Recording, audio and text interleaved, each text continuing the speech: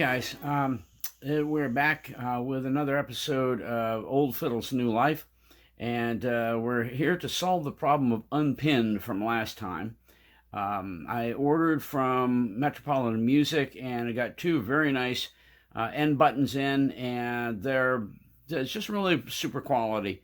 Well, honestly, it cost more for the shipping than it did for the end buttons. Even though Stowe, Vermont is just maybe an hour and a half north of here, and that's where all the parts come from. I live right here in Quechee, Vermont. So anyway, so I'm going to turn this around, and I'm going to show you what we're going to do here to set things up to go ahead and put a new end button in my old German Strad violin. Here we are with a vacant end button hole, and what I've done, because when these come in, here's the new end buttons here, really pretty ones. I think this is boxwood, which is not a particularly strong wood, but it's nicely done, and obviously ebony, and this is just superb. But here's the deal: they're both the same size. Neither one of them will fit in here. That's way too small of a hole for that. And so what we're going to do, we're going to have to custom trim those down to where they fit. Well, what I do on a regular basis, I save some of my old pegs, and here's an old violin peg here. And this happens, and I checked several of them, and then I finally found this one. I want you to see this. That fits right in there, right? Now I'm going to push it in, and I'm going to just barely push it. And without pushing it any further, that is just a really nice snug fit. It almost fits like a nicely fit violin peg. I'm gonna make the taper for these a little heavier than this. Okay, so I'm gonna use this as my guide on my peg shaver, and we're gonna get that out right now. And here it is. In the first place, before I put the end button in, what I've got to do is take this, and this is the model for my taper. Pull that out. Okay, and I don't know if I can do this and hold it all at once. Pull that out, and I've already loosened this substantially. You gotta take this and just put it in, and you're gonna run it right to the edge, right where the little collar is, which is basically the same as it is on this. Okay, here, let me see if I can do this. Very difficult to hold this. Okay, there it is. And then we tighten this down. What happens is it actually, because I'm tightening it, this begins to go down, and it just adjusts to the taper. I'm going to hang on for a second, get this to do it right.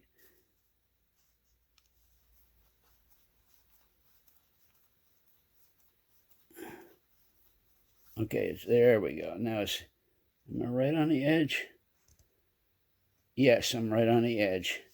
And what I've done, when I tighten that down, I don't know if you can see it in there, but that just snugs that right up against the blade. And look, I mean, this is just like a thousand other peg shavers, but basically, this is completely adjustable. As this goes down, this is on pivots so that it just totally adjusts to the particular taper of the peg. Okay, so right now, that's all set up for the taper of this peg. And I'm going to adjust it just slightly off camera here. And then we're going to try to see how it goes as we take, I think we're going to use the ebony one, take and put the ebony one in and begin to take it down little by little by little. And obviously, you bring it down a bit, and then you try it, you bring it down a bit, try it, and you keep going back and forth between the adjustment that you're doing on here and the tail end of your violin, and just see how it fits. So, all right, I'm going to go ahead and probably set up my little tripod so I can do this without holding it between my knees and trying to do two things at once. To mention one thing, once the taper is established, okay, and this is completely adjusted to the taper of that violin peg, you have an Allen wrench. That's what this is for. And you tighten it down right there at that particular pitch. And what happens is it locks it in. That is the pitch you're using, the degree of taper that you're using for your new item that you're going to be putting in there. So I'm going to go ahead and do this off camera, and then we'll go on from there. Okay, with the taper locked in, I've actually taken this right out. It's down just about to where it's going to be able to start, start shaving. And I just barely, I don't want to pinch it. I just put it in there, and it's just very carefully. That is a razor blade edge in there, and I'm little by little, I'm going to be taking it down, and I'm putting shavings right on this bed. And then as you get a little more, tighten it down a little more. Too tight, too tight.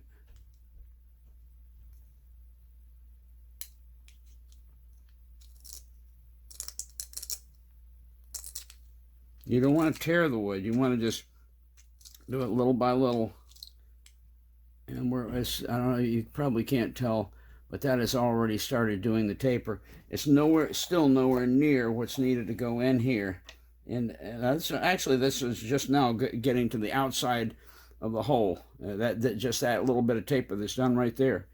Okay, so we're gonna go ahead and put it back in, tighten it just a little bit, keep going.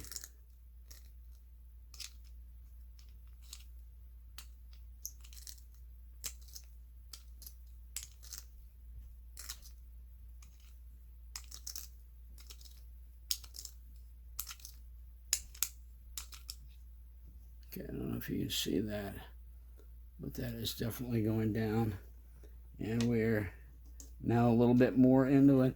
We got a long way to go though, because that is just right around, that right there is just puts it maybe an 1/8 of an inch, 1/16 of an inch into the end block, into the pin, end button hole.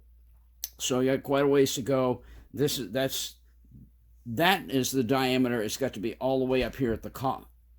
That is the diameter. It's got to be all the way up here, almost all the way to the collar, in order to be able to go in and fit properly. But like I said, so far the taper feels right, putting it in and pulling it out like that.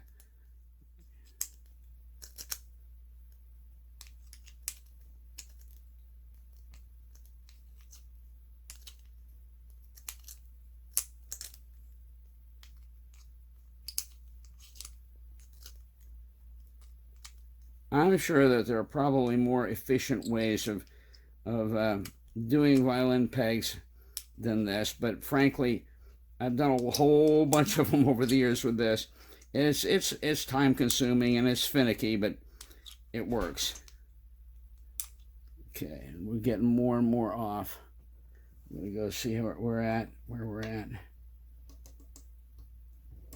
Oh, the taper feels right, just going in as much as it is. We're not in that much yet. Maybe an 1/8 of an inch. And so what I'm going to end up doing here, because this could be very time consuming, and so what I'm probably going to do is I'm going to go ahead and continue with my very long, arduous process here of peg shaving this end button. And when I finally get it done, I'll show it to you guys. Okay. All right. That is definitely coming. So, oh yeah.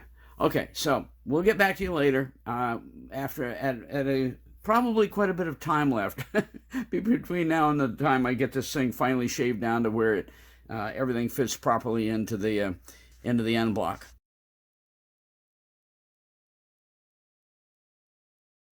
It's done finally. Got this peg shaped very nicely.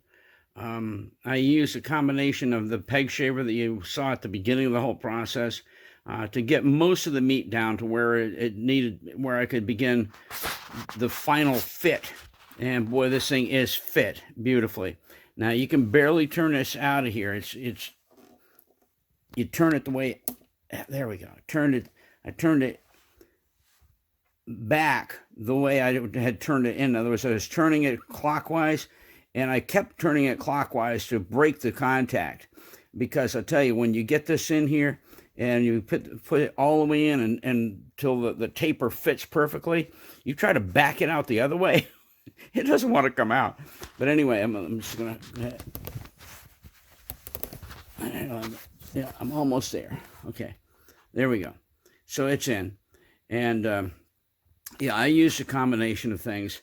I used a peg shaver, and I just decided, well, I'm going to be very careful toward the end. And so I just used some 150 grit sandpaper and very carefully began working it, and just kept checking and checking until finally everything is just fitting very nicely in there. So we've got the end pin finally in place, and now we can put everything back together, and I'll have my fiddle back, and I'm looking forward to it. Well, I got all excited, and the end pin is back in. We were all good with that, and I was getting ready to put everything back together, get my fiddle up and playing again, and I heard something. The sound post had fallen down. This has been unstrung now for quite some time. Because I just hadn't gotten back around to it. And so I very duteously went and found my little bitty box where I keep all my valuables, and I found my my sound post setter. I made this from scratch, from a piece of steel, and it works like a charm. And I tell you what, I was looking at this thing and thinking, oh, this is going to be a nightmare. Just getting this sound post back out of there. In other words, getting it through the F hole. I took it out through the G side F hole this time, and then just resetting the sound post. But lo and behold, I got in there. It was on the first shot. I got it in standing up, and it's just almost perfect right now. In the first place, when you get it in place, you always want your sound post to be behind. Here's your marks where here's your marks where your bridge go. Okay, on the F hole, and you want to back behind it and right behind your E string foot of the bridge. And so what I was able to do, I was able to get in there and, little by little, straighten it out. Let me see. I don't know if I'm going to be able to get this. Hang on. No, if I'm going to be able to get this so you can see it or not. Okay. Hang on just a minute. I'll have to edit. There it is. Okay. And you can look in from the side here. If you get the light just right, you can look in from the side to see if you're straight up and down. And by the way, if you're not straight up and down, in other words, it's leaning more toward the center at the top, then you can pull in on it, pull it back toward the E side, and then push out on the foot down at the base, down there. And so eventually what you're going to do is be able to get it pretty much straight up and down. You check it by looking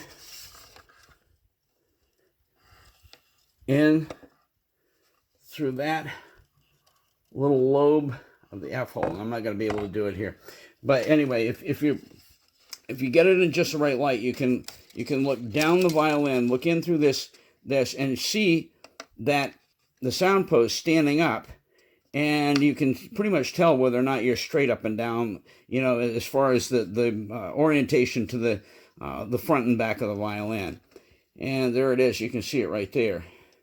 And that is just about right on the button. So, with that, I'm going to go ahead and set my bridge up, reconnect my strings, put the tailpiece on, and get everything set up. I'm looking forward to playing my fiddle a little bit tonight. Well, I've got everything set back up. It's not tuned.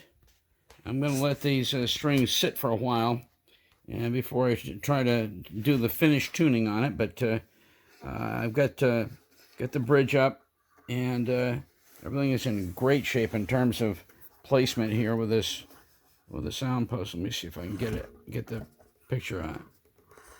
I'm probably not going to be able to. Anyway, where is it? Okay, well, we're not going to mess with it now.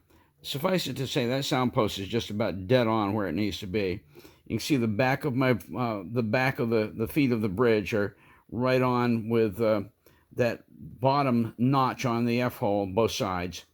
And so we're just about exactly where we need to be with the bridge. And yeah, we'll mess with this and do some tuning after a while. I'm going to just let everything stretch for a few minutes.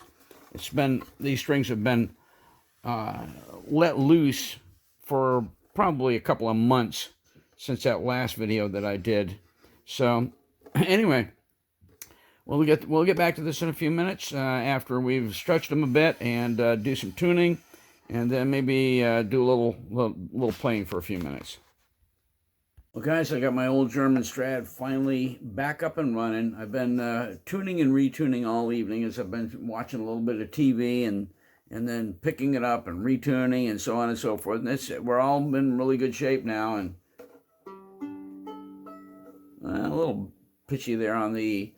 But anyway, it's all back up and running. I got my nice new end pin in here down, and yeah, I'm looking forward to playing. I'm not going to be playing anything tonight because I am long overdue for a whole lot of practice. But I hope you've enjoyed this episode of Old Fiddle's New Life. The whole business of being unpinned, and now I'm repinned.